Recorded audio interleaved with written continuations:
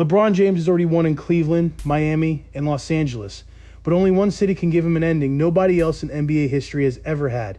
Philadelphia on June 30th, LeBron told the Lakers he would play his 24th NBA season somewhere else. One day later, the Sixers changed the entire race by turning Paul George and 4 draft picks into Jaylen Brown. Now, Philadelphia was not selling LeBron a dream, it was offering him a lineup.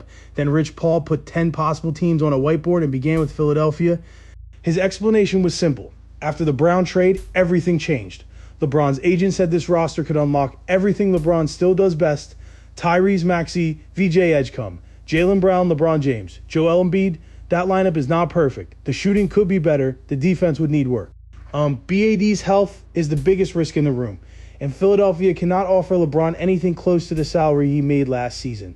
But this decision is not about finding a perfect team. At age 41, it is about finding the perfect role. And when you look at what LeBron still does, what Philadelphia still lacks, and what his final season could mean, the Sixers make more sense than anybody wants to admit. Before the Jaylen Brown trade, a LeBron pitch from Philadelphia would have sounded desperate. The Sixers had just upset Boston in the first round, then got swept by New York. Their offense scored only 106.3 points per 100 possessions in that series. And once again, an entire playoff run depended on whether Joel Embiid could hold together. Then Philadelphia acquired a 29-year-old championship wing. Brown has played nearly 100 more regular season games than Paul George over the last 5 years. He has already been an Eastern Conference Finals MVP and an NBA Finals MVP. Most importantly, he has survived the exact kind of playoff possessions that have broken Philadelphia for almost a decade.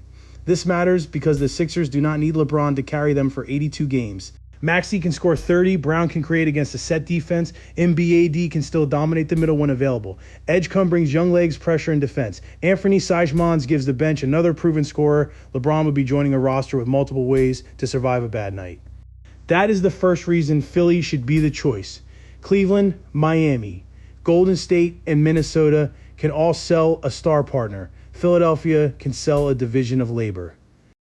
The lazy version of this argument is that Philadelphia would have too many stars. The smarter version asks what each star is being asked to do. Maxey is devastating when he can attack a tilted defense, race into early offense, or move without the ball. Brown is strongest when he can drive through a gap, punish a mismatch, and defend a top wing. And BD is still the half-court gravity point, but the Sixers have lacked a big organizer who can see the entire floor before the defense finishes loading up.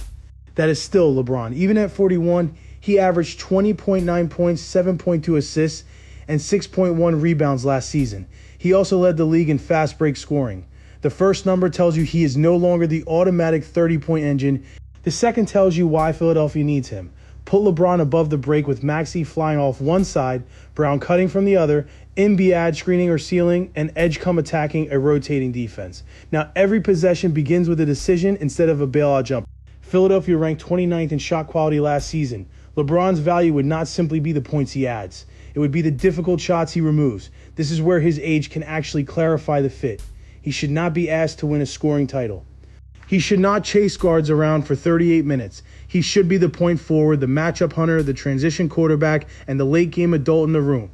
Maxey gets easier catches. Brown gets cleaner driving lanes. Embiid gets the ball before the double team is fully set.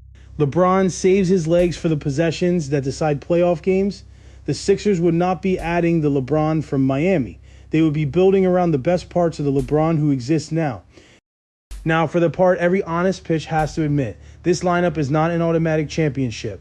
LeBron shot 31% from 3 last season. None of Maxey, Edgecombe, Brown, or Embiid cleared 37%. Against elite playoff defenses, the paint can get crowded. LeBron is also no longer an impact defender every night. Philadelphia would be asking Brown and Edgecombe to take the hardest wing assignments, while Maxey carries more responsibility at the point of attack. If MBAD cannot move well enough to protect the rim, LeBron cannot solve that problem by himself. And there's a chemistry question. Brown wanted a larger voice. Maxey is the emotional center of this team. MBAD is still the franchise star. LeBron arrives with an ecosystem, a voice, and more basketball power than almost any player in league history. Those issues are not imaginary, but they are coaching problems, not fatal roster problems. Nick Nurse would have options. He could stagger LeBron and MBAD, so one organizer anchors every half-court unit. He could close smaller with Brown at power forward when a matchup demands more speed. He could let LeBron come off the bench on selected nights or reduce his regular season minutes without asking one young star to carry everything. The fit requires sacrifice. That is exactly why the contract matters. Philadelphia is over the salary cap. LeBron is not walking to a max slot. Barring another roster move, the realistic path is a veteran minimum contract worth about $3.9 million. That means Philadelphia's offer is brutally simple. Less money, less regular season burden, and a real chance to matter in May. Rich Paul has said LeBron is not chasing a ring or chasing a ghost. Fair enough. LeBron has 4 championships, 4 MVP awards, the scoring record, and nothing left to prove to a stranger on TV. But not chasing a ring does not mean the basketball situation is irrelevant.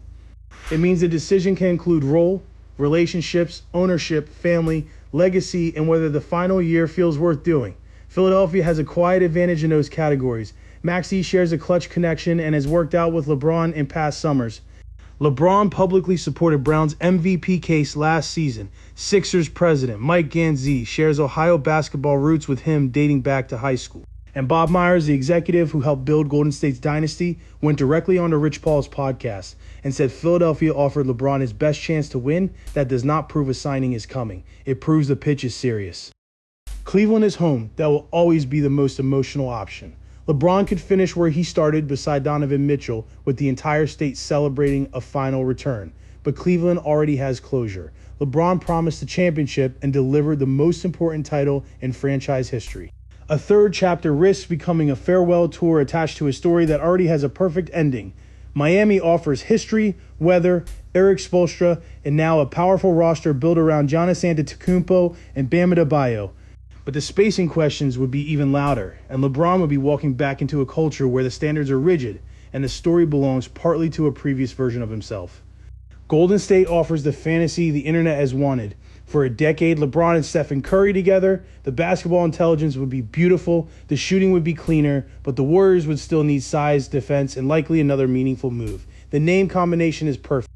The roster around it may not be. Minnesota offers Anthony Edwards, youth, and perhaps the cleanest defensive environment among the reported leaders. Jaden McDaniels can take punishing wing assignments, and LeBron would not have to create every advantage. But Minnesota cannot offer the same established relationships or the same chance to become the missing organizer for a franchise that has spent years stopping one round too early. That is the distinction. The Sixers do not have the cleanest sentimental pitch, the prettiest shooting pitch, or the youngest roster. They have the best combination of immediate need and immediate opportunity. They need exactly what LeBron is now, a large playmaker who can organize stars without needing to outscore them. And LeBron needs exactly what Philadelphia has, enough talent to carry the ordinary nights, enough youth to defend around him, and enough unfinished history to make winning there feel new. Since the 2017-18 season, Philadelphia has the 5th best regular season record in the NBA. 19 franchises reached a conference final during that span. The Sixers did not. That is not just a statistic. It is the emotional center of this decision. LeBron would not be joining a city that expects him to save basketball. He would be joining a city that has spent years watching talented teams find new ways to stop one round too early. Win in Cleveland, and he adds an epilogue to his greatest story. Win in Miami, and he revisits his first championship home. Win with Curry, and 2 icons finally combine. Win in Philadelphia, and LeBron becomes the first player ever to win championships with 4 different franchises. He helps end the conference finals drought that survived every version of the process. He gives Embiid the playoff organizer he never had, Maxey a final masterclass in controlling a series, and Brown a chance to prove Boston traded away the wrong champion. That is not ring chasing. That is choosing the hardest, meaningful ending. There is risk. BAD may not stay healthy. The shooting may fail. LeBron may finally look 42 in the wrong week. Philadelphia may be Philadelphia. But every other destination asks LeBron to repeat something familiar. The Sixers ask him to create something that has never happened. So here's the verdict. If LeBron wants the safest emotional ending, choose Cleveland. If he wants the cleanest basketball fantasy, choose Golden State. If he wants youth and defense around him, choose Minnesota. But if he wants the best final role, the most complete supporting cast, and a championship that changes 2 legacies at once, he should choose Philadelphia.